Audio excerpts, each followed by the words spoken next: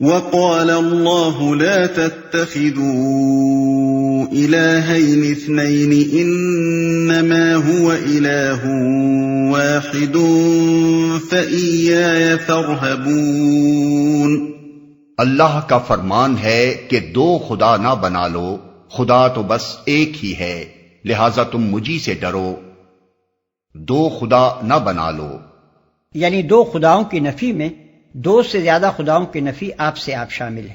وَلَهُ مَا فِي السَّمَاوَاتِ وَالْأَرْضِ وَلَهُ الدِّينُ وَاصِبًا أَفَغَيْرَ اللَّهِ تَتَّقُونَ۔ اسی کا ہے وہ سب کچھ جو آسمانوں میں ہے اور جو زمین میں ہے، اور خالصاً اسی کا دین ساری کائنات میں چل رہا ہے، پھر کیا اللہ کو چھوڑ کر تم کسی اور سے تقویٰ کرو گے؟ ساری کائنات میں چل رہا ہے۔ دوسرے الفاظ میں اسی کی اطاعت پر اس پورے کارخانے ہستی کا نظام قائم ہے۔ کسی اور سے تقویٰ کرو گے۔ بالفاظ دیگر کیا اللہ کے بجائے کسی اور کا خوف اور کسی اور کی ناراضی سے بچنے کا جذبہ تمہارے نظام زندگی کی بنیاد بنے گا؟ وَمَا بِكُم مِّن نِّعْمَةٍ فَمِنَ اللَّهِ ثُمَّ إِذَا مَسَّكُمُ الضُّرُّ فَإِلَيْهِ تَجْأَرُونَ۔ تم کو جو نعمت بھی حاصل ہے اللہ ہی کی طرف سے ہے، پھر جب کوئی سخت وقت تم پر آتا ہے تو تم لوگ خود اپنی فریادیں لے کر اسی کی طرف دوڑتے ہو۔ یعنی یہ توحید کی ایک سری شہادت تمہارے اپنے نفس میں موجود ہے۔ سخت مصیبت کے وقت جب تمام من گھڑت تصورات کا زنگ ہٹ جاتا ہے تو تھوڑی دیر کے لیے تمہاری اصل فطرت ابھر آتی ہے جو اللہ کے سوا کسی الہ، کسی رب اور کسی مالک ذی اختیار کو نہیں جانتی۔ ثم اذا كشف الضر عنكم اذا فريق منكم بربهم يشركون ليكفروا بما آتيناهم فتمتعوا فسوف تعلمون۔ مگر جب اللہ اس وقت کو ٹال دیتا ہے تو یکا یک تم میں سے ایک گروہ اپنے رب کے ساتھ دوسروں کو اس مہربانی کے شکریے میں شریک کرنے لگتا ہے تاکہ اللہ کے احسان کی ناشکری کرے۔ اچھا مزے کر لو، ان قریب تمہیں معلوم ہو جائے گا۔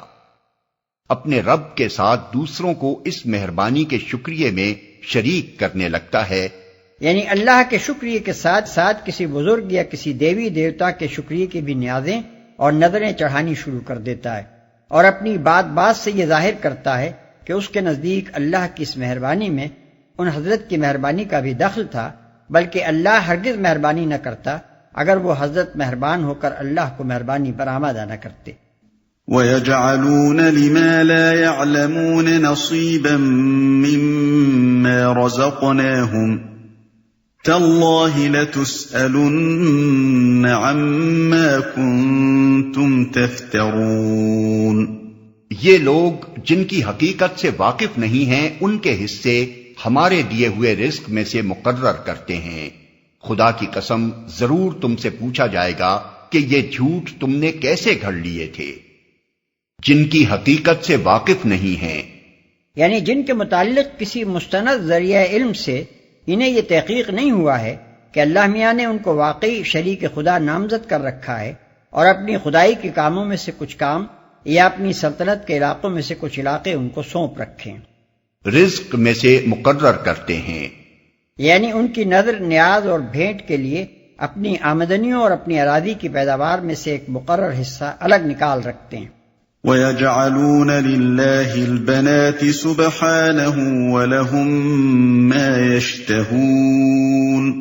یہ خدا کے لیے بیٹیاں تجویز کرتے ہیں، سبحان اللہ، اور ان کے لیے وہ جو یہ خود چاہیں بیٹیاں تجویز کرتے ہیں۔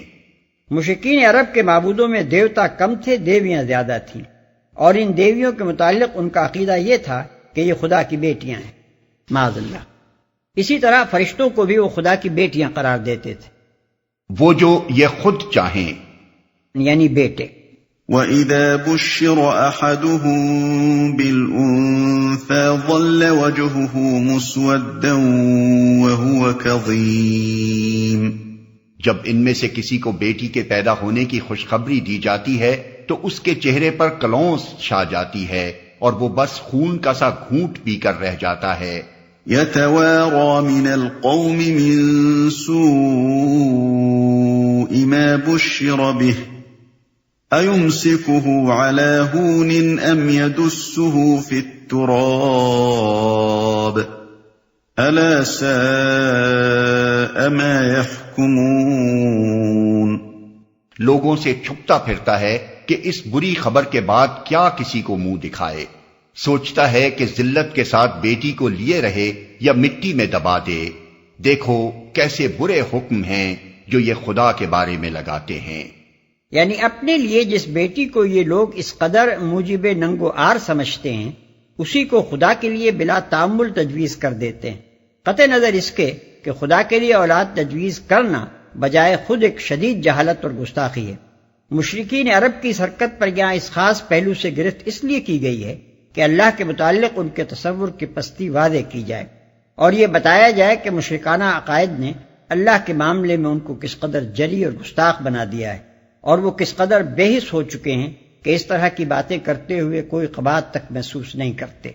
للذین لا یؤمنون بالآخرة مثل السوء وللہ المثل الأعلی وهو العزیز الحکیم۔ بری صفات سے متصف کیے جانے کے لائق تو وہ لوگ ہیں جو آخرت کا یقین نہیں رکھتے، رہا اللہ تو اس کے لیے سب سے برتر صفات ہیں، وہی تو سب پر غالب اور حکمت میں کامل ہے۔